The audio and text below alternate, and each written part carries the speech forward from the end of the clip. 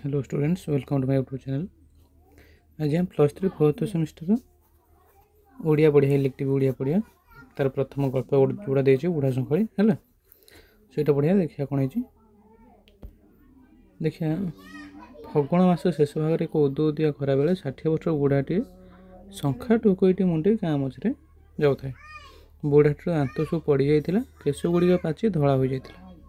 बुढ़ार देह झल सरसर आंठू पर्यंत धूଳି बुड़ी जाइथिबा बुढ़ाटी खरारे बुली बुली क्लांत हो पड़ता। बुझुछ तो शोषर अधीर होइथिबा बुढ़ाटी गाँ मुंड थिबा गोटे घरर पक्का पिंडारे बोझटी को थोई बसी पड़ला और घरर दासी को देखी पीवा पई पानी मागिला। दासी पानी लोटाई आनी देबारु ढक ढक करी अध लोटाई पानी पी सारी दासी को कल्याण कला।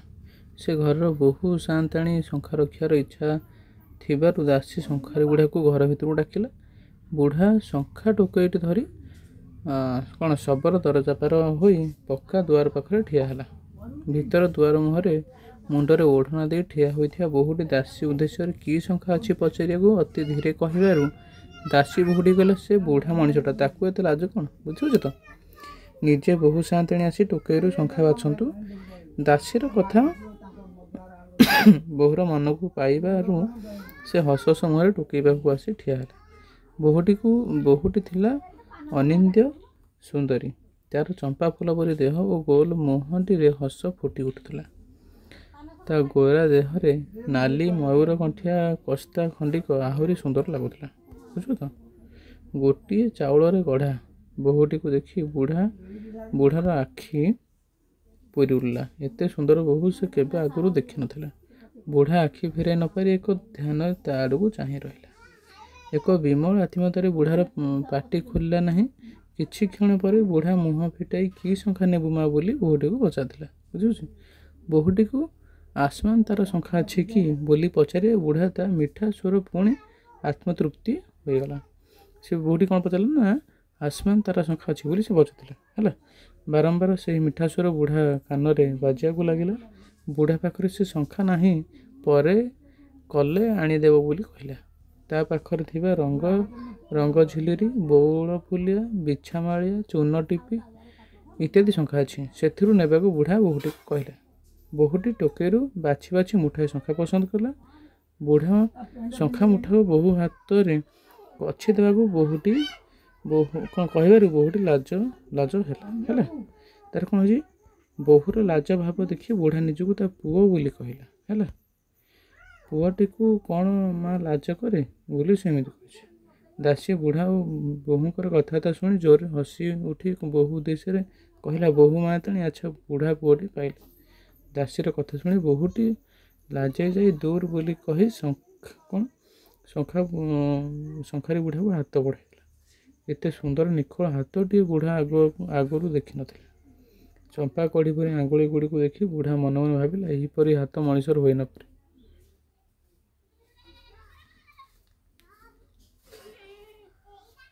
क्यों कारीगर ठाकुर गढ़ी कि से हाथ को तार रुक्ष मलिन हाथ धरिया को साहस कलानी। तापर अति धीरे से हाथटी को धरी शंखा पिंधाउथिबा बेले बुढ़ार आनंद सीमा रहु नथिला।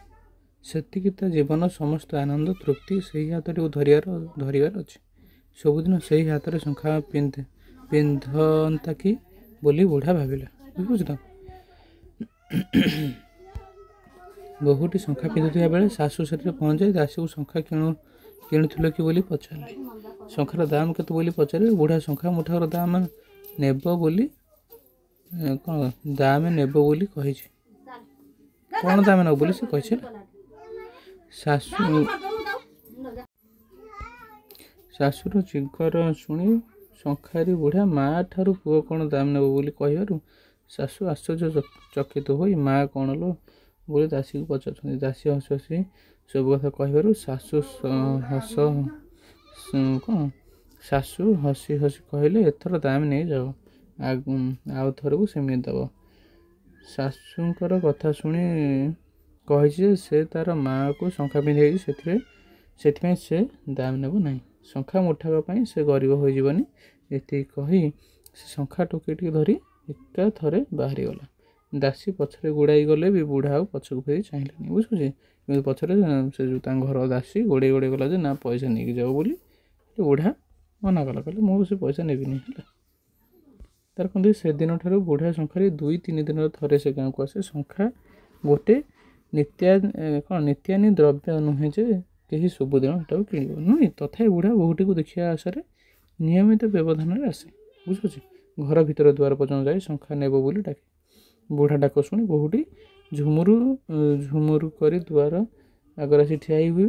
ବୁଝିଲା, ବୁଢ଼ା ବୋହୂଟିକୁ ଭଲ କରି ଦେଖେ। ଥରେ ଦେଖିଦେଇ ପୁଣି ଫେରିଯାଏ।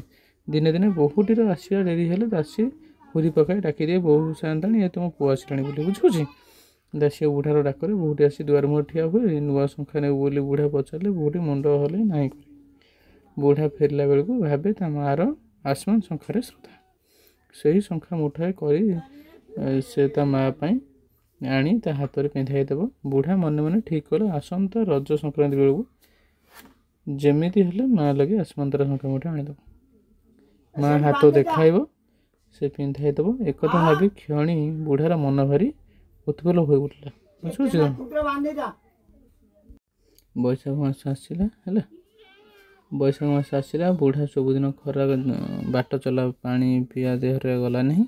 ବୁଢ଼ାକୁ ଜ୍ୱର ହେଲା। ଜ୍ୱରରେ ପଡ଼ି ବୁଢ଼ା ହାତ ଗୋଡ଼ ଫୁଲିଗଲା। ସମସ୍ତେ କହିଲେ ବୁଢ଼ା ଆଉ ବଞ୍ଚିବ ନାହିଁ। ବୁଢ଼ାର କିନ୍ତୁ ସେ ଦିଗକୁ ନିଘା ନଥାଏ। ସେ ସବୁବେଳେ ଭାବୁଥାଏ କେଉଁଦିନ ତା ମାଆକୁ ଦେଖିବାକୁ ଯାଇନି। ମାଆକୁ ଦେଖିବା ପାଇଁ ତା ମନଟା ଛଟପଟ ହେଉଛି। ଚାହୁଁ ଚାହୁଁ ବୈଶାଖ ଦିନ ଜ୍ୟେଷ୍ଠ ଆସିଲା। ରଜ ସଂକ୍ରାନ୍ତି ପାଖେଇ ଆସିବାରୁ ବୁଢ଼ାର ମନ ଛକପକ ହେଲା। ତା ମାଆ ପାଇଁ ଆସମାନ୍ତରା ଶଙ୍ଖା ମୁଠାଏ ଯେମିତି ହେଲେ ସେ ନେଇକି ଯିବ। ଆଉ କେହି ଗଢ଼ିଲେ ଶଙ୍ଖା ମନକୁ ଆସିବ କି ନାହିଁ ବୋଲି ବୁଢ଼ା ବହୁ କଷ୍ଟରେ ଶଙ୍ଖା ତିଆରି କଲା। ଦୀର୍ଘ 60 ବର୍ଷର ହାତ ସଫେଇକୁ ଖଟାଇ ବୁଢ଼ା ତା ମାଆର ମନକୁ ପାଇଲା ଭଳି ଶଙ୍ଖା ମୁଠାଏ ତିଆରି କଲା। ରଜ 2 ଦିନ ଥାଏ। ଶଙ୍ଖା ତିଆରି ଶେଷ ହେଲା। ଶଙ୍ଖାକୁ ଦେଖି ବୁଢ଼ାର ମନ ଭାରି ଖୁସି, କାରଣ ଏତେ ବର୍ଷ ଭିତରେ ଏଭଳି ସରସ ଶଙ୍ଖା ତା ହାତରେ କେବେ ଉତୁରି ନଥିଲା ହେଲା। ଶଙ୍ଖା ମୁଠାକୁ ତା ମାଆ ଠାରୁ ହାତରୁ ଭଲ ମାନିବ। ରାତି ସାରା ବୁଢ଼ାକୁ ନିଦ ନଥାଏ। ରୋଗ ବେମାରରେ ପଡ଼ି ସେ ଚାଲୁଥିବା ଅସମର୍ଥ ହେଲା। ସେ ଚାଲିବାକୁ ବି ଅସମର୍ଥ ହେଉଥିଲା। ତା ଜ୍ୱର ଉଠି ଯାଇଥିଲା। ହେଲେ ଏଇ ମାଆକୁ ବହୁତ ଦିନୁ ସେ ଦେଖିନି। ସେ ଆଉ କ'ଣ ବଞ୍ଚିବ ଯେ ତା ମାଆକୁ ଦେଖିବ। ତା ହାତରେ ଶଙ୍ଖା ପିନ୍ଧାଇ ଦେବ ହେଲା। ତା ମାଆ ହାତଟି ମନେ ପଡ଼ିବା କ୍ଷଣି ବୁଢ଼ାର ବଳ କୁଆଡ଼ୁ ଆସିଗଲା। ବୁଢ଼ା ସକାଳୁ ଉଠି ମୁଠାଏ ଖାଇଦେଇ ଚଳ ଶଙ୍ଖା ମୁଠାଏ ଗାମୁଛାରେ ଯତ୍ନରେ ବାନ୍ଧି ବାହାରି ପଡ଼ିଲା। 5 କୋଶ ବାଟ ଅତିକ୍ରମ କରି ବୋହୂଟିର ଗାଁରେ ପହଞ୍ଚି ତାର ସେହି ନିର୍ଦ୍ଦିଷ୍ଟ ସ୍ଥାନରେ ଠିଆ ହୋଇ ଶଙ୍ଖା ନେବୁକି ଡାକିଲା। କେହି ଶୁଣିଲେ ନାହିଁ। ବୁଢ଼ା ପୁଣି ବଡ଼ ପାଟି କରି ମା ଲୋ ଶଙ୍ଖା ନେବୁକି ବୋଲି ଡାକିଲା ହେଲା। ତଥାପି କେହି ଶୁଣିଲେନି। ବୁଢ଼ା ଅଧୈର୍ଯ୍ୟ ହୋଇ ପଡ଼ିଲା। ଥରେ ଡାକିଲେ ତା ମା ତାର ମା ଆସି ଦୁଆର ବନ୍ଧ ପାଖରେ ଠିଆ ହୁଏ। ଆଜି କାହିଁ ଚୁପ୍ କେହି ଶୁଣି ନାହାନ୍ତି ଭାବି ପୁଣି ଥରେ ବିବ୍ରତ ହୋଇ ବୁଢ଼ା ଡାକିଲା, ମା ମୁଁ ଆସିଛି, ଶଙ୍ଖା ଆଣିଛି ତୋ ପାଇଁ। ଏଥର ସାଆନ୍ତାଣୀ ନିଜେ ବାହାରି ଆସିଲେ। ସାଆନ୍ତାଣୀକୁ ଦେଖି ବୁଢ଼ା ବିବ୍ରତ ହୋଇ ତା ମା କାହିଁ ସେ ତା ମା ପାଇଁ ଆସମାନ୍ତରା ଶଙ୍ଖା ଆଣିଛି ରଜରେ ପିନ୍ଧିବ ବୋଲି କହିଲା। ସାଆନ୍ତାଣୀ ଧୀରେ ଶଙ୍ଖା ଲୋଡ଼ା ନାହିଁ ବୋଲି କହିଲେ। ବୁଢ଼ା ତା ମା ପାଇଁ ଅତି ଶ୍ରଦ୍ଧାରେ ଶଙ୍ଖା ଆଣିଛି ବୋଲି ଜିଗର କରିବାରୁ ସାଆନ୍ତାଣୀ ଶଙ୍ଖା କେହି ପିନ୍ଧିବେ ନାହିଁ ବୋଲି କହିଲେ ହେଲା। ସାଆନ୍ତାଣୀଙ୍କ କଥା ଶୁଣି ବୁଢ଼ା ଦୁଃଖରେ ଭାଙ୍ଗି ପଡ଼ିଲା ହେଲା। କହିଲା ଶଙ୍ଖା ନ ନେଲେ ନାହିଁ, ମୋ ମାଆକୁ ଥରେ ଡାକିଦିଅ, ମୁଁ ଦେଖିବି କେଉଁଦିନ ହେଲା ଦେଖିନି, ମାନେ ବହୁତ ଦିନ ହେଇଗଲାଣି ସେ ଦେଖିନି। ସାଆନ୍ତାଣୀ ଦେଖା ହୋଇପାରିବ ନାହିଁ କହିବା ପରେ ବୁଢ଼ା ମୁଣ୍ଡରେ ବଜ୍ର ପଡ଼ିଲା ପରେ ଲାଗିଲା। ତା ମାଆକୁ ସେ ଦେଖିପାରିବ ନାହିଁ। ଏହି କଥା ଭାବି ତା ଆଖି ଛଳ ଛଳ ହୋଇଗଲା। ସେ କାନ୍ଦ ହୋଇ କହିଲା ଥରୁଟିଏ ଦେଖିବି, ମୁଁ ଆଉ ବଞ୍ଚିବି ନାହିଁ ହେଲା। ଦେଖ ବୁଢ଼ାଟି କେତେ ମାନେ ତା ମାଆଟିକୁ ଭଲ ପାଇଯାଇଛି ହେଲା। ମୁଁ ବଞ୍ଚିବ କି ନାହିଁ ବୋଲି ସେ ମାନେ ଶେଷ ତାର ହେଇ ଆସିଲାନି ଦିନ ନାକି, ତେଣୁକରି ସେ ଦେଖିବାକୁ ଚାହୁଁଛି। ତା ଦେହ କୁମ୍ଭ ପକା ନାଲି ଦକ୍ଷିଣୀ ପାଟ ନଥିଲା। ବଞ୍ଚିବ କି ନାହିଁ। ସାଆନ୍ତାଣୀଙ୍କ ନିର୍ଦ୍ଦେଶରେ ବୋହୂଟି କିଛି କ୍ଷଣ ପରେ ତା ନିର୍ଦ୍ଧାରିତ ଦୁଆରବନ୍ଧ ପାଖରେ ନିଃଶବ୍ଦ ଠିଆ ହେଲା। ସେଦିନ ଆସିବା ବେଳେ ତା ପାଦର ଝୁମୁରୁ ଝୁମୁରୁ ଶବ୍ଦ ନଥିଲା, ମୁହଁଟି ହସ ହସ ନଥିଲା, ତା ଦେହରେ କୁମ୍ଭ ପକା ନାଲି ଦକ୍ଷିଣୀ ପାଟ ନଥିଲା। ସେ ପିନ୍ଧିଥିଲା ଖଣ୍ଡେ ଧଳା ଧାନ ଲୁଗା ପାଦ ଦୁଇଟା ଲଙ୍ଗଳା। ବୋହୂଟିର ଏହି ଦୟନୀୟ ରୂପ ଦେଖି ବୁଢ଼ା ଦେହ ଥରି ଉଠିଲା। ତା ମୁଣ୍ଡ ଘୂରେଇ ଦେଲା। ସେ ଆଖି ବୁଜି ପକାଇଲା। ପୁଣି ଆଖି ଖୋଲି ଚାହିଁବା ବେଳକୁ ବୋହୂଟିର ଖାଲି ହାତ ଦେଖାଗଲା। ହାତରେ କିଛି ନାହିଁ। ଏହା ଦେଖି ବୁଢ଼ା ଭୋ ଭୋ ରଡ଼ି କରି କାନ୍ଦି ଉଠିଲା। ବୋହୂଟି ଫେରି ପଡ଼ି ଚାଲିଗଲା ବେଳକୁ ବୁଢ଼ା କହିଲା, ମାଲୋ ମୁଁ ନ ମରି କାହିଁ ଆସିଲି ଏ ରୂପ ଦେଖିବାକୁ? ବୁଢ଼ା ଆଉ କିଛି କହିପାରିଲାନି। ଗାମୁଛାରୁ ବଡ଼ ଯତ୍ନର ବଡ଼ ଶ୍ରଦ୍ଧାର ଶଙ୍ଖା ମୁଠାକ ଫିଟାଇ ବାହାରେ କଚାଡ଼ି ଚୂନା କରିଦେଇ ଏକା ମୁହାଁ ଚାଲିଗଲା। ହେଲା, ହେଲା କେତେ ଇଣ୍ଟରେଷ୍ଟିଂ ଷ୍ଟୋରି। ଆମେ ନେକ୍ସଟ ଭିଡ଼ିଓରେ ସବୁ କ୍ୱେଶ୍ଚନ୍ସର ଆନ୍ସର କରିବା। ହେଲା, ଓକେ ପିଲାମାନେ, ଥ୍ୟାଙ୍କ ୟୁ।